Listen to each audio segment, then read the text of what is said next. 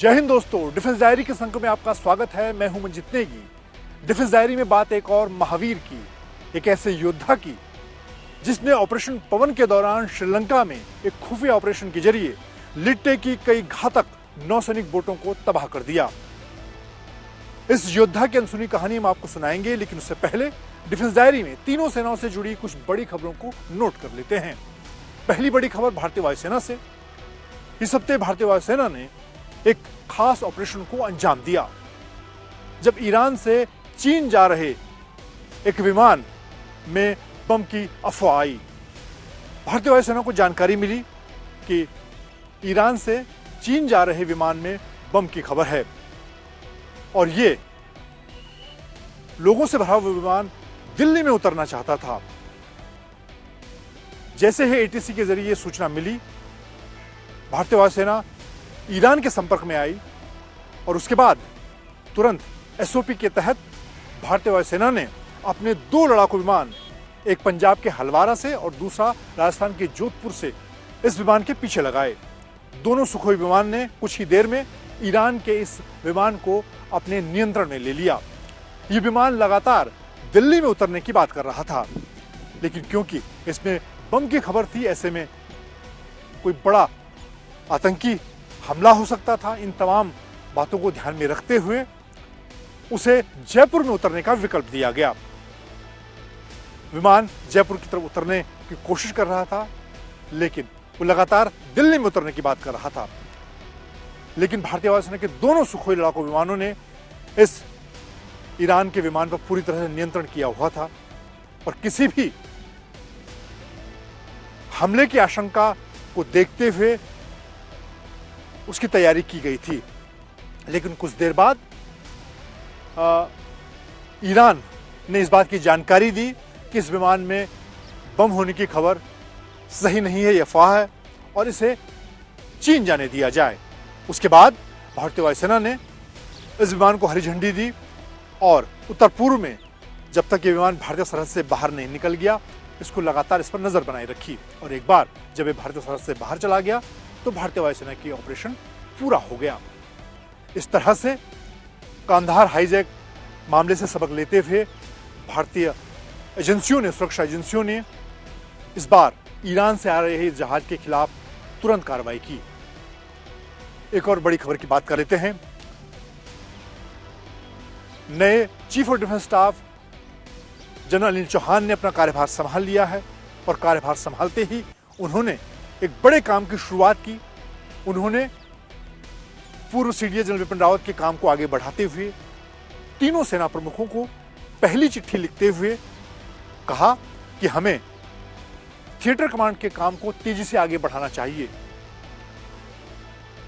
क्योंकि जनरल विपिन रावत के निधन के बाद पिछले लगभग 10 महीने से ज्यादा वक्त से काम रुका हुआ है। ऐसे में अपनी पहली आधिकारिक चिट्ठी में जनरल अनिल चौहान ने तीनों सेनाओं से कहा कि इस काम को अब समयबद्ध तरीके से पूरा करना होगा। तीनों सेनाओं को ज्यादा कारगर, प्रोफेशनल बनाने के लिए थिएटर कमांड की दिशा में काम चल रहा है, जिसके साथ तीनों सेनाओं के बीच में युद्ध के मोर्चे पर बेहतर तालमेल कायम हो सके। एक और बड़ी खबर की बात करते हैं। भारतीय वायुसेना के बेड़े में पहली बार स्वदेशी लड़ाकू हेलीकॉप्टर LCH शामिल हुआ, जिसे प्रचंड नाम दिया गया है और यह चीन और पाकिस्तान सरहद पर तैनात होगा। इसकी पहली स्क्वाड्रन पाकिस्तान सरहद जोधपुर में तैनात की गई। रक्षा मंत्री राजनाथ सिंह ने इसे भारतीय वायुसेना के बेड़े में शामिल किया। HAL भारतीय वायुसेना के लिए एक स्क्वाड्रन यानी कि करीब 15 हेलीकॉप्टर तैयार कर रहा है और इसकी पहली स्क्वाड्रन जोधपुर में तैनात की गई। ये पूरी तरह से स्वदेशी है और तमाम आधुनिक हथियार, संचार और कम्युनिकेशन सिस्टम से लैस किया गया है। ये दुश्मन के किसी भी ठिकाने को निशाना बना सकता है और सबसे खास बात, लंबे इंतजार के बाद भारत की वायुसेना और थल सेना के बेड़े में देश में बना हुआ लाइट कॉम्बैट हेलीकॉप्टर शामिल हुआ है। लंबे समय से तीनों सेनाओं को स्वदेशी हथियारों से लैस करने की बात की जा रही है। ऐसे में इसे एक बड़ा कदम माना जा रहा है। डिफेंस डायरी में बात नौसेना के महावीर लेफ्टिनेंट अरविंद सिंह की। लेफ्टिनेंट अरविंद सिंह भारतीय नौसेना के एक ऐसे महावीर थे जिन्होंने 1987 के ऑपरेशन पवन में एक ऐसा बड़ा कारनामा किया कि उन्हें महावीर चक्र से सम्मानित किया गया। अरविंद सिंह लेफ्टिनेंट के तौर पर भारतीय नौसेना एकेडमी से पास आउट हुए। उन्हें बेस्ट कैडेट का अवार्ड दिया गया और उसके बाद अपनी काबिलियत को साबित करने के लिए उन्होंने अमेरिका से नेवी सील का खास कमांडो कोर्स किया। ये कमांडो कोर्स उनके जीवन में आगे बहुत काम आया। वो भारतीय नौसेना के खास मार्कोस कमांडो के तौर पर भारतीय नौसेना में अपनी सेवाएं दे रहे थे। उसके बाद उन्हें साल 1987 में श्रीलंका में भारत की शांति सेना के तहत ऑपरेशन पवन में हिस्सा लेने का मौका मिला। उन्हें एक खास ऑपरेशन की जिम्मेदारी दी गई। उनकी मार्कोस कमांडो के तौर पर जो काबिलियत थी उसी के अनुरूप ये खास ऑपरेशन था। उन्हें जाफना के पास गुरुनगर जेट्टी, जहां पर लिट्टे ने अपनी कई घातक बोट तैनात कर रखी थी जिनके जरिए वो भारतीय सेना और श्रीलंका सेना के खिलाफ कई ऑपरेशन करते थे। ये बोट हाई स्पीड बोट थी, तेजी के साथ ऑपरेशन को अंजाम देती थी। और ये इस जेट्टी में लिट्टे के पास काफी बड़ी संख्या में हाई स्पीड बोट तैनात थी। ऐसे में एक मार्कोस कमांडो के तौर पर लेफ्टिनेंट अरविंद सिंह को यह जिम्मेदारी दी कि वो एक खास ऑपरेशन के जरिए समंदर के अंदर तैराक के तौर पर अपनी टीम को लेकर जाएं और इस जेट्टी में अंदर घुसकर इन हाई स्पीड घातक बोटों को नेस्ते नाबूद कर दें। 21 अक्टूबर 1987 को लेफ्टिनेंट अरविंद सिंह ने इस ऑपरेशन की तैयारी की और वो अपनी टीम के साथ जाफना के गुरुनगर जेट्टी की तरफ आगे बढ़े। पूरा इलाका लिट्टे आतंकियों से भरा हुआ था।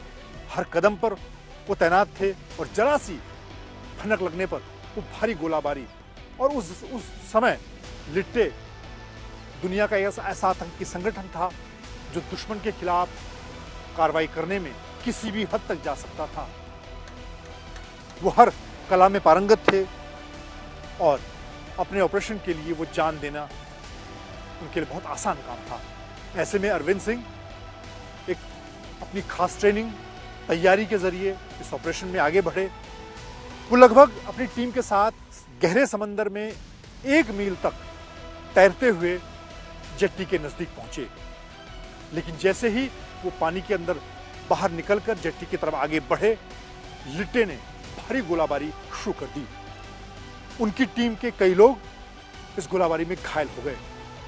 लेकिन लेफ्टिनेंट अरविंद सिंह अपने मिशन से बिल्कुल भी नहीं डिगे और वो लगातार आगे बढ़ते गए आधुनिक हथियारों से और खासतौर से उनके मार्कोस कमांडो के तौर पर उनकी जो ट्रेनिंग थी, जिसके जरिए वो न सिर्फ जमीन आसमान बल्कि पानी के अंदर ऑपरेशन को अंजाम दे सकते थे, उसी के जरिए वो आगे बढ़ते गए। और उन्होंने जेट्टी के अंदर घुसकर लिट्टे की कई घातक हाई स्पीड बोट को विस्फोटक के जरिए बर्बाद कर दिया, नेस्ते नाबूद कर दिया।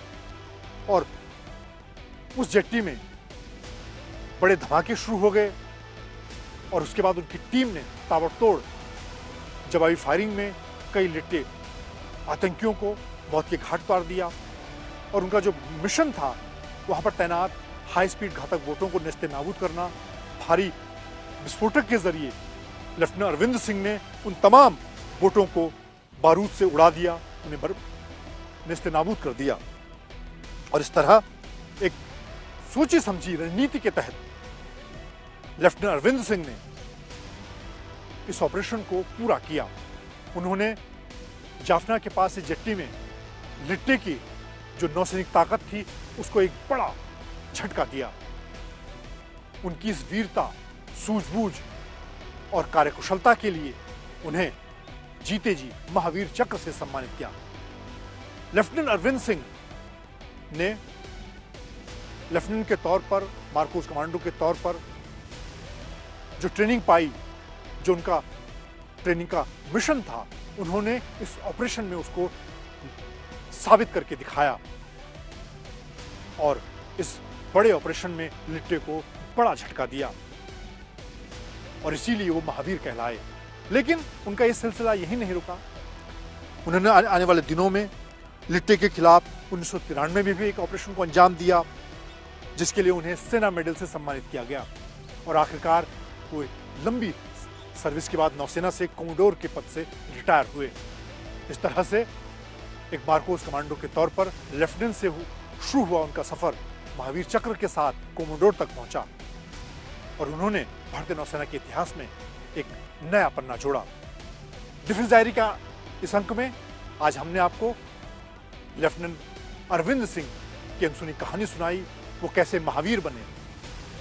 आने वाले अंकों में भी हम तीनों सेनाओं से जुड़े ऐसे महावीरों की कहानी आपके सामने लेकर आएंगे। आज के लिए इतना ही। जय हिंद।